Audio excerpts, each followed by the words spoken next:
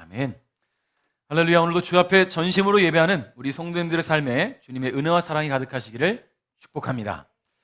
제 중학교 때를 떠올려 보니까요, 이제 중학교 1학년 딱 입학했을 때 선생님들이 왜 그렇게 무서웠나 모르겠어요. 중학교 1학년 첫 수업 때 대부분의 선생님들, 모두는 아니겠지만 대부분의 선생님들은 아주 가벼운 실수나 무질서에도 아주 무섭게 혼을 냈던 기억이 있습니다. 아주 무섭게. 중학교 1학년, 이제 막 어린이 티를 막 벗은 중학교 1학년 때 말이죠. 그래서 그 중학교 때 선생님들의 이름이 기억이 나요. 이게 이름을 함부로 공개해도 되나요?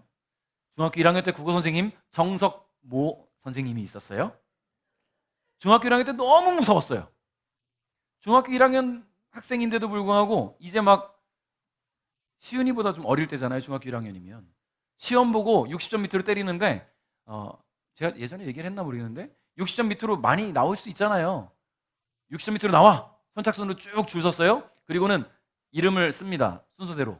한 20명 정도 나왔는데 이름을 쓰고는 하루에 한 명씩 때리는 거예요. 20일 동안 때리는 거죠. 선착순이잖아요. 뭐가 달라도 다르겠죠? 처음 맞은 애는 20대로 시작했어요. 맨 마지막에 맞은 애는 100대 맞았어요. 물론 뭐 완급 조절을 했겠지요. 근데 그게 너무나 각인이 돼 있어요. 매일매일 하루가 다르게 더 강도가 높아지면서 대수를 많이 맞으면서 하니까 기말고사 때는 어떻게 했을까요? 60점 밑으로 없어요. 맞기 싫어서 삐친 듯이 공부하는 거예요. 물론 그중에 컨닝한 애도 있겠지요. 자, 아직 초등학교에서 중학교로 올라와서 어린이 티를 막 벗지 못했는데도 불구하고 기선제압을 하려고 하지 않았을까? 그래서 떠들거나 수업 태도가 불량하거나 성적이 안 좋으면 무섭게 매를 들었던 선생님들이 기억이 납니다. 여러분, 그렇게 무섭게 혼을 내거나 매를 들었던 이유가 그 한 명, 성적이 나쁜 그 몇 명을 족치기 위함이 아니었던 것 같아요. 그 한 명과 그 사람들을 무섭게 혼냄으로 인해서 다른 학생들에게도 경각심을 주기 위함인 거죠. 다시 말해서 맞은 아이들은 어떤 케이스? 시범 케이스. 시범 케이스였어요. 그렇게 한두 명이 혼쭐 나는 모습을 보면요, 나머지 학생들은 그 선생님 수업만 되면 조용해지고 수업에 집중하게 되고요, 쥐 죽은 듯 열심히 공부하는 모습들이 보여졌습니다. 시범 케이스가 적중했던 것이지요. 여러분, 이런 모습은요, 비단 학교에서만 있는 모습은 아닐 거예요. 가정에서도 자녀가 여러 명이 있으면요, 첫째가 잘못된 행동을 했을 때 아이를 훈계할 때 매를 들 수도 있고 벌을 줄 수도 있잖아요. 근데 그때 이 아이만 가지고 족치는 게 아니잖아요. 다른 아이들도 보고, 내가 저런 실수를 하면 혼나는구나, 아빠가 많이 화가 나는구나라는 것을 경각심을 주기 위함이겠지요. 여러분, 회사에서도 마찬가지입니다. 잘한 것에 대해서는 칭찬하고 아끼지 않고 때론 보상이 따라오기도 하지요. 실수하고 잘못한 부분에서는요, 징계가 따라오기도 합니다. 그런 것들을 볼 때에 다른 직원들도 똑같은 실수를 범하지 않기 위해 애쓰게 된다는 거예요. 칭찬과 보상을 위해서라도 더 최선을 다하지 않을까, 그런 생각이 듭니다. 여러분, 하나님께서 계속해서 애굽에 재앙을 내리고 계세요. 지금까지 애굽을 향한 재앙은 7가지였습니다. 기억하기 위해 다시 한번 외워볼까요? 피, 개구리, 이, 파리, 악질, 독종, 우박까지 있었어요. 자, 7개의 재앙이 애굽을 강타했습니다. 그런데 이와 같은 재앙들을 주신 이유는 깨닫지 못하는 바로와 애굽 백성을 벌하기 위해서 그들로 하여금 하나님을 알게 하시기 위함도 있었지만, 아까 제가 서론에 이야기했던 것들을 생각해 볼 때 이와 같은 하나님의 능력과 권세를 통해서 이스라엘 백성들도 경각심을 갖게 하기 위함이었다는 거예요. 우리도 잘못하면 안 되겠구나, 우리도 하나님의 뜻에 거스르면 안 되겠구나, 저런 재앙이 우리에게도 올 수 있겠구나라는 생각을 갖게 하기 위함이라는 거예요. 왜냐하면 여러분, 이스라엘도 아주 오랜 기간 동안 하나님을 잊고 지내왔기 때문입니다. 과거 조상들로부터 전해 들은 하나님의 능력은 그들에게는 옛날 이야기에 불과했어요. 그러니까 큰 어려움 없이 애굽을 탈출하게 된다면 그들은 또다시 하나님을 잊어버리고 하나님을 경외하지 않을 것입니다. 우리 1절, 2절 말씀을 한번 읽어볼까요? 1절, 2절 시작.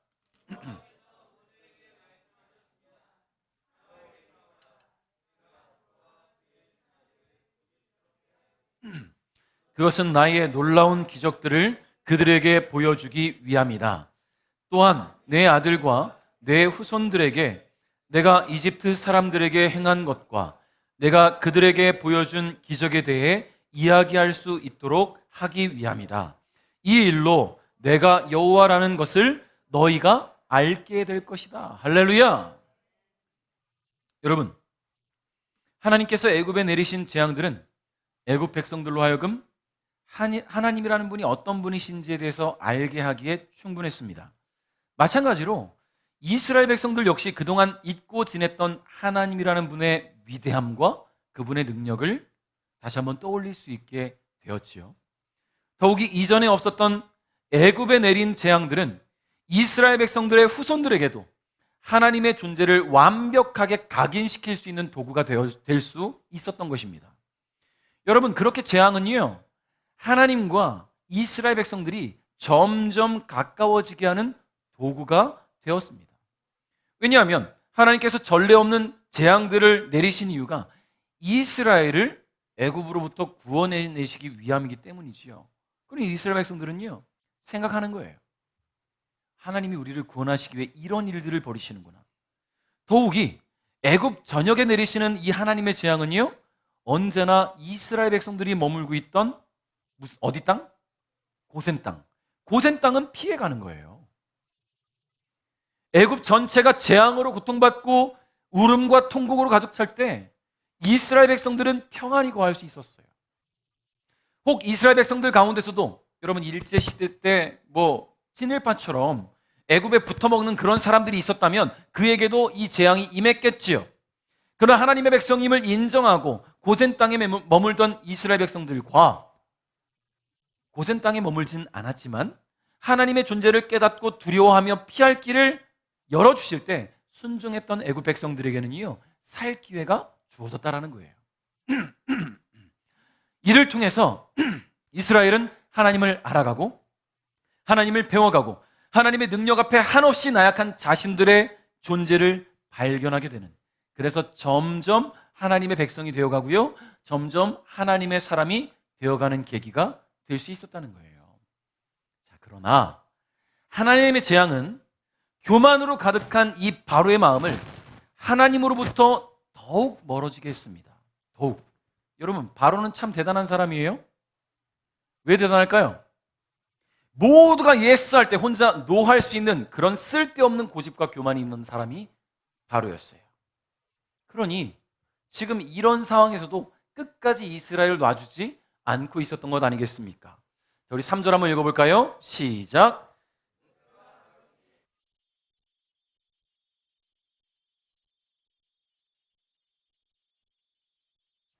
너는 언제까지 내 앞에서 스스로 겸손해지지 않을 것이냐? 내 백성을 보내어 나를 예배할 수 있게 하여라. 아멘. 자, 제가 오늘 말씀의 제목을 점점 더 멀어져 간다 했더니 우리 방송님 쌤이 아까 찬양도 하면서 목사님 장명 센스가 날이 갈수록 좋아진대요. 노래가 떠오르죠? 점점 더 멀어져 간다. 한참 멀어졌는데 30세에서는. 자, 여러분, 점점 더 멀어져 가는 바로의 모습을 오늘 보게 됩니다. 무엇으로부터요? 하나님으로부터 점점 더 멀어져 가요. 하나님께서 그동안 이 바로를 경고하시고 그에게 재앙을 내리실 때 하나님은 재앙을 내리시고 그 바로가 모세와 아론에게 피할 길을 달라고 할 때마다 해결해 주셨어요. 근데 이번에는 재앙을 내리시기 앞서 처음으로 바로의 교만을 지적하십니다. 교만을. 그동안의 재앙들을 통해서 하나님은 이스라엘을 구원하시고자 하는 당신의 뜻을 밝혀오셨어요. 이스라엘 백성들을 애굽에서 구원해내어 그들로 하여금 하나님을 예배하게 하기 위함이 하나님의 목적이었어요. 바로 직전에 내린 우박 재앙에 대해 예고하실 때에는요, 이 교만하고 오만한 바로를 살려두신 이유까지도 바로에게 말씀해 주셨다는 것이죠. 자, 그런데 이번에는 하나님께서 친히 바로의 교만을 지적하고 계세요. 뭐라고 말씀하셨냐면 너는 언제까지 내 앞에서 스스로 겸손해지지 않을 것이냐라고 이야기해요. 겸손해지지 않을 것이냐. 여러분, 이 구절에서 않을 것이냐라고 번역된 히브리어가 메아느타라는 단어인데요, 거절하였다라는 뜻이에요. 거절하였다. 직역하면 언제까지 네가 내 앞에서 겸손해지는 것을 거절하겠느냐라는 뜻이에요. 바로가 단순히 겸손하지 않은 것이 아니라 하나님 앞에 굴복하고 하나님을 인정하고 그분의 말씀을 따르는 것을 거절하고 있다는 말입니다. 지금 하나님 끊임없이 거절하고 있는 이 바로의 모습을 지적하셨다는 거예요. 바로는 아직도 전능하신 하나님 앞에서 자신이 한낱 인간에 불과하다는 것을 인정하지 못하고 버티고 있는 거예요. 여러분, 물론 바로의 마음도 이해는 가요. 여러분, 이해하시겠어요? 바로의 마음을? 이해할 만하잖아요. 그동안 바로의 뜻을 거역할 수 있는 존재는 애굽 땅에 없었어요. 이스라엘 백성들의 인구가 많아지고 강성해지는 것을 보면서 그들을 자신의 권력 아래 두기 위해서 강경책을 쓰고 이스라엘을 노예로 부리는 것도 성공했습니다. 바로는 지금 최상위 권력자예요. 애굽은 계속해서 강해졌고요, 주변국들 또한 애굽을 두려워하고 있는 그런 때예요. 근데 어느 날 갑자기 하나님이라는 이스라엘의 신이 보냈다는 사람들이 와서는 이스라엘을 내보내라고 해요. 지금까지 바로는 애굽의 왕이자 신이었어요. 단순히 권력만을 가지고 있는 것이 아니라 애굽 백성들의 신앙의 대상이기도 했다라는 이야기입니다. 그러니 자신의 왕권과 신권을 한 번에 내려놓고 이스라엘 백성들을 내보내주는 것이 어디 쉬웠겠어요? 쉽지 않잖아요. 더욱이 모세를 처음 만났을 때는 아직 하나님이라는 이스라엘의 신에 대해 어떤 정보도 없을 때예요. 그래서 하나님은 재앙들을 통해 자신을 알리셨고요, 재앙들은 바로와 애굽 백성들에게 고통을 안겨주는 도구가 되어서 하나님의 존재와 능력을 확인하게 하셨습니다. 그럼에도 불구하고 바로는 하나님을 인정하고 싶지 않아요. 하나님을 인정한다는 것은 자신이 가지고 있는 모든 권위를 내려놓아야 된다는 거잖아요. 또한 이 애굽이라는 거대 국가를 운영해 나가는 데 있어서 가장 기초적인 노동력을 제공하고 있는 이스라엘 백성들 포기해야 되잖아요. 그러니 어떻게 인정합니까? 그렇게 바로는 권능의 하나님과 실질적인 불이익 사이에서 고민하다가 결국에는 자신의 고집을 꺾지 않고 하나님으로부터 점점 멀어져감을 택한 것입니다. 여러분, 성도 여러분, 여러분이 바로의 입장이라면 어떻게 하시겠습니까? 포기가 되어지겠습니까? 물론 하나님이 애굽에 내린 재앙과 이런 큰 고통은 우리에게 깨달음을 주시는 이런 일들이긴 하지만 흔한 일은 아니잖아요. 그렇죠? 가끔 하나님께서 우리가 진짜 깨닫지 못할 때, 정말 하나님 떠나서 곁길로 가고 먼 길로 돌아갈 때 하나님께서 진짜 강력하게 간섭하시면 이런 재앙이 임할 수는 있어요. 그러나 흔한 일은 아니잖아요. 흔한 일은. 그러니 우리의 삶에 그런 재앙이 오지 않을 때, 그만큼 나를 깨닫게 할 만큼 나를 치는 일이 오지 않을 때, 여러분은 세상과 하나님 사이에서 어떻게 하고 계십니까? 포기가 되어지십니까? 세상이? 쉽지 않아요. 세상이 나에게 주는 유익이 있기 때문에 쉽지 않아요. 그 물질 포기하는 것이 쉽지 않아요. 세상 이 사람들과의 좋은 관계 포기하는 것은 쉽지 않아요. 쉽지 않지만 쉽지 않다라는 말은 할 수 있다라는 말이에요. 왜냐하면 하나님이 능력을 주실 테니까. 할렐루야. 여러분, 우리가 물론 돈 벌어야지요. 사람들과 관계해야지요. 그런데 하나님과 관계를 쌓고 하나님께 내 물질을 맡겨드리고 내 하나님께 나의 모든 삶을 드리는 사람과 내가 그 모든 잣대를 가지고 기준을 가지고 하나님과 세상 사이에서 갈팡질팡하는 사람 사이에는요, 큰 차이가 있는데요, 하나님의 위로와 인도가 있고 없고의 차이가 있어요. 여러분, 우리 베들교회 모든 성도들은 하나님의 위로와 하나님의 인도가 있으시기를 주님의 이름으로 축복합니다. 우리 마음 한켠에 바로와 같은 마음을 분명히 두고 있지만 오늘 이 시간 이 바로의 모습을 보면서 하나님과 점점 멀어져 가지 않기를 주님의 이름으로 축복합니다. 하나님의 존재를 인정하고 하나님의 목적과 하나님의 계획만을 따라가는 저 여러분 될 수 있기를 주님의 이름으로 축복합니다. 4절 말씀 읽겠습니다. 시작.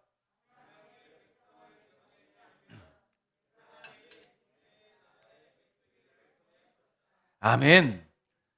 자, 드디어 8번째 재앙에 대한 예고가 나왔어요.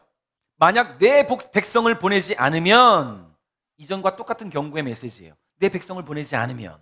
그리고 나서 하나님께서 예고하신 8번째 재앙은 뭐라고요? 메뚜기입니다. 징그러워요. 메뚜기 좋아하시는 분? 자, 메뚜기 좋아하시는 분? 아이리 메뚜기 좋아해요? 우리 사모님, 원로 목사님 사모님도 메뚜기 좋아해요? 혹시 맛있어서 좋아하는 건가요? 네, 우리 원로 목사님 사모님은 맛있어서 좋아하시는 거고, 아이리는 귀여워서 좋아하는 걸 거고, 좋아하는 차이가 있을 거예요. 아이니도 좋아해요? 네. 저는 메뚜기 별로 안 좋아해요. 메뚜기 맛있긴 해요. 먹어도 봤어요. 튀김, 메뚜기 튀김. 드셔보신 분들 계시잖아요. 못 드셔보신 분들은 그걸 어떻게 먹어? 라고 하겠지만 먹어져요. 튀겨놓은 거 보면 새우튀김 같기도 하고. 물론 살아있는 메뚜기는 그렇게 좋아하지 않아요. 풀밭에 가면 자주 보이는 것들이 이제 메뚜기나 방앗개비, 여치 이런 것들이 보이잖아요. 근데 방앗개비는 은근 귀엽거든요. 귀여워요. 그 다리 잡고 있으면 막 방아쪄요. 이렇게 막. 얼마나 귀여운 줄 몰라요. 근데 메뚜기는 잡으면요, 뒷다리 잡으면 끊고 도망가요. 지 다리 끊고. 징그러워요. 그래서 제가 이 메뚜기 떼에 대한 그런 좀 뭐라고 할까요? 그런 확실한 그런 생각을 못 하겠는 거예요. 이 메뚜기 떼가 덮쳤다라는 것에 대해서. 근데 제가 이제 검색을 해보다 보니까 2020년에요. 중국과 브라질이 메뚜기 떼로 인해 큰 고통을 호소했었대요. 이때 뉴스로 살짝 본 것 같긴 한데 잠깐 볼까요? 어느 정도 큰 고통인지. 이게 지금 중국에서 이렇게 메뚜기 떼가 농작물을 덮쳤던 모습이라고 합니다. 사막 메뚜기라고 해요. 사막 메뚜기. 그냥 우리가 평상시 잡는 요만한 메뚜기가 아니라 손가락 한 이만한 손바닥 반만한 그런 메뚜기인 것 같아요. 이런 메뚜기가 떼로 이동을 합니다. 무려 4천억 마리가 떼로 이동을 해요. 그래서 농작물들을 다 휩쓸어 가는 거예요. 그리고 지난해는요, 아프리카에 또 이렇게 메뚜기 떼가, 제가 이 영상을 찾았는데 도저히 영상은 볼 수가 없어요. 너무 징그러워요. 막 소름이 막 끼쳐요. 자, 큰 피해를 입었다고 해요. 이 메뚜기 떼가 간지러워요. 자, 메뚜기 떼가 한 번 지나가면 앉았다 일어날 때 무려 3,500명의 하루치 식량이 사라진대요. 3,500명의 하루치 식량이 한 번 앉았다 일어나면 엄청난 피해가 온다라는 겁니다. 여러분, 그러니 이 메뚜기의 공격은 얼마나 두려움의 대상이 되겠습니까? 그런데 그런 메뚜기 떼의 습격이 공식화되었어요. 하나님으로부터 선포되었습니다. 심지어 이번 메뚜기 떼의 습격은요, 불안과 두려움을 주기에 충분했는데 5절 6절 한번 읽어볼까요? 같이 시작.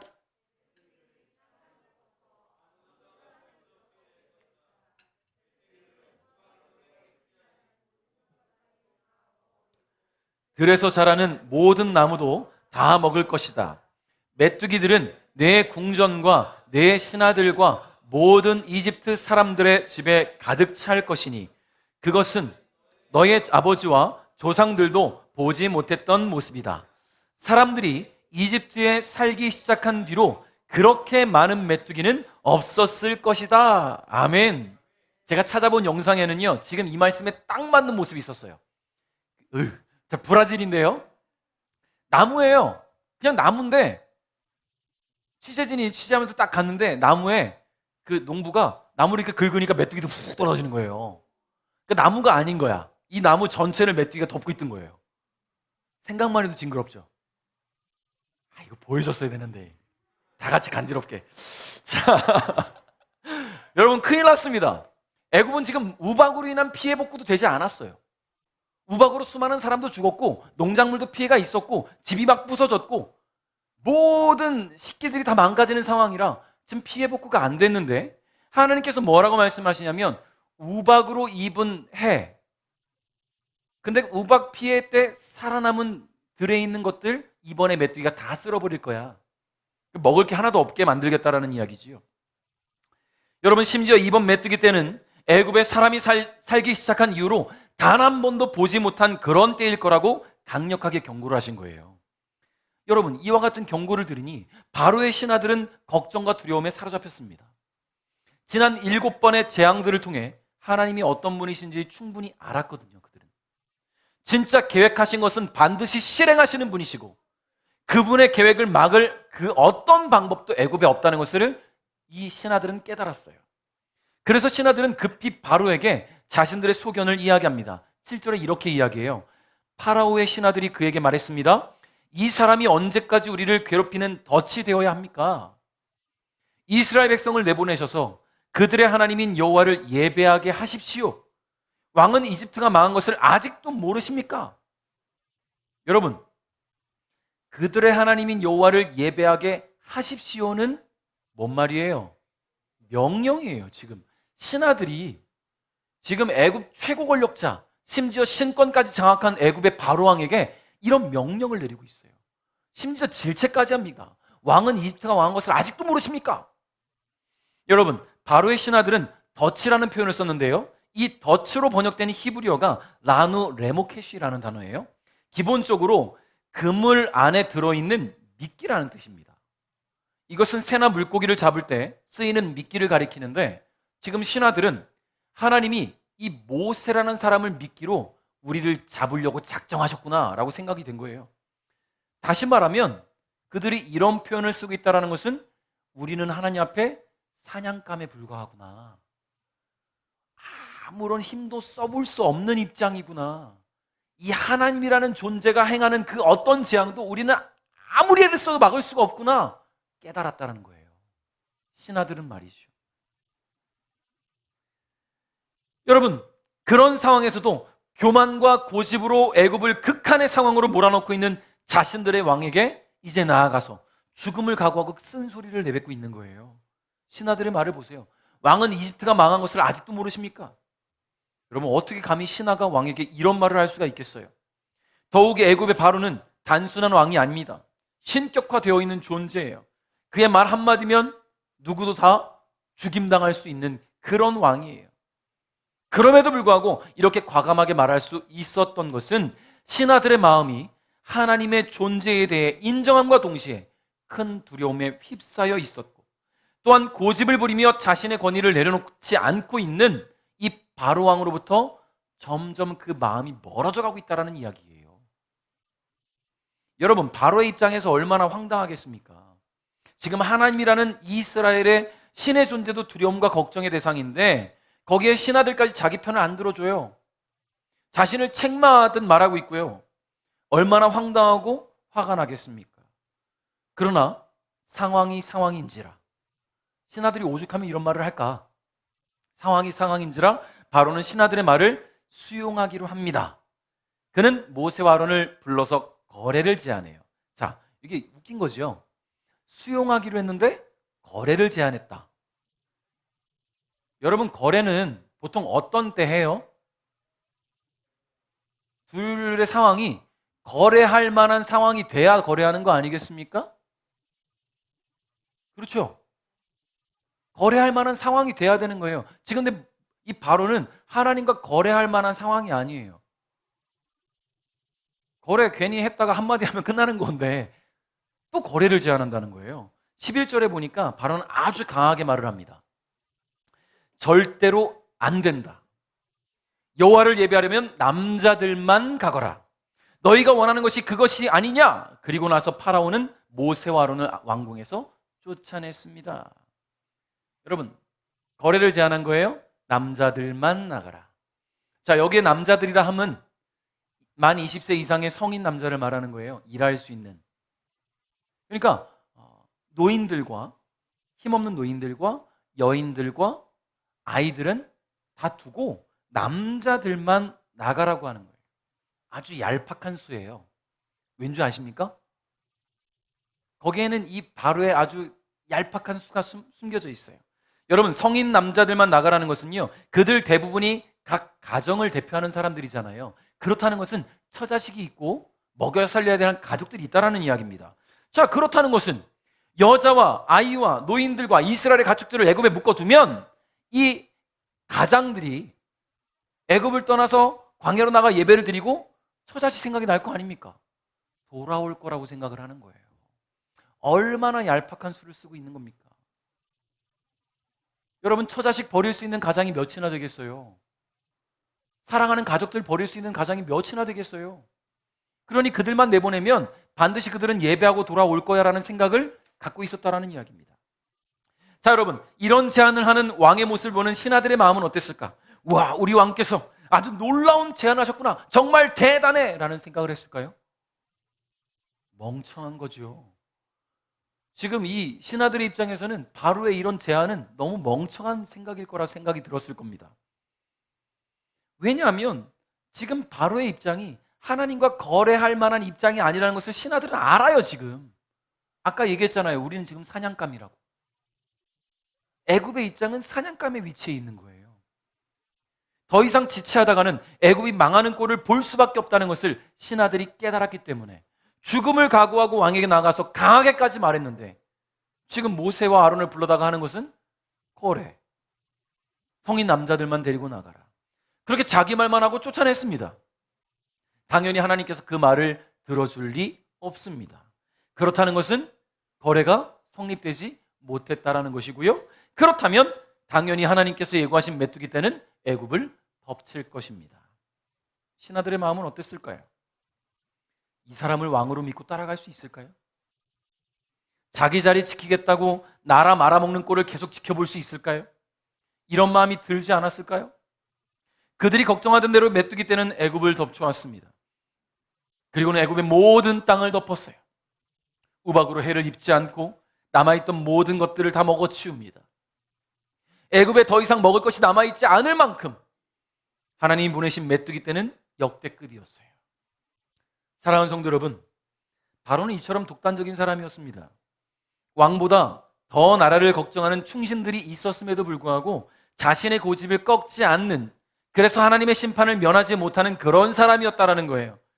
여러분, 이런 사람 곁에 누가 남아있을 수 있겠습니까? 점점 더 멀어져 갈 수밖에 없겠지요. 여러분, 오늘 여러분의 곁에 누가 남아있습니까? 오늘 이걸 얘기하고 싶었어요. 오늘 여러분의 곁에 누가 남아있습니까?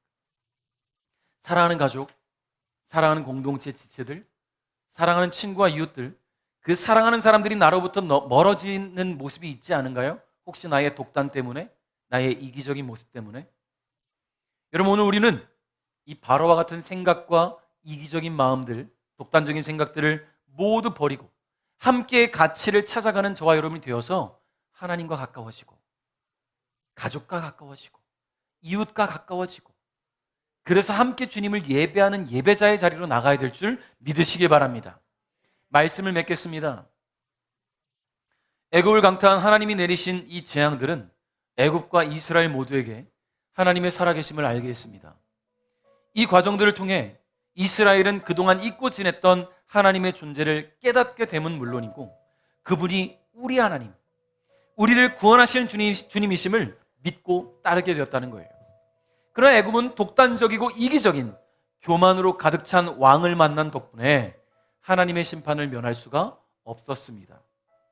아직 재앙은 다 끝나지도 않았어요. 심지어 그럼에도 불구하고 하나님의 심판이라 말할 수 있는 것은 지금까지의 재앙만으로도 이미 애굽 백성들은 살아갈 의욕을 상실할 수밖에 없게 되었어요. 모두 이렇습니다. 심지어 목숨을 잃게 된 수많은 생명들도 애굽에는 있어요. 신하들조차도 마음을 돌려버린 이 애굽 왕은 자신의 권위와 백성들의 삶을 맞바꿔 버렸다는 거예요. 오늘 그의 모습을 보면서 하나님으로부터 점점 멀어져 가는 것이 얼마나 어리석고 바보 같은 모습인지 돌아보는 계기가 되었으면 합니다. 하나님과 가까워져 가는 사람은요, 가족과도 친목하고 화목할 수 있어요. 하나님과 가까워져 가는 사람은요, 이웃과 하나 될 수 있어요. 하나님과 가까워져 가는 사람은요, 내가 속한 공동체를 하나님이 기뻐하시는 공동체로 만들어갈 수 있다라는 이야기예요. 왜냐하면 내 힘이 아니라 하나님의 위로와 하나님의 인도가 있기 때문입니다. 주님의 능력과 위엄을 인정하고 경외하는 이들에게 복 주시고 갈 길을 열어주시는 하나님을 기대하면서 위대하신 주님 앞에 날마다 찬양과 경배로 나가는 우리 베델 가족 여러분 될 수 있기를 주님의 이름으로 축복합니다.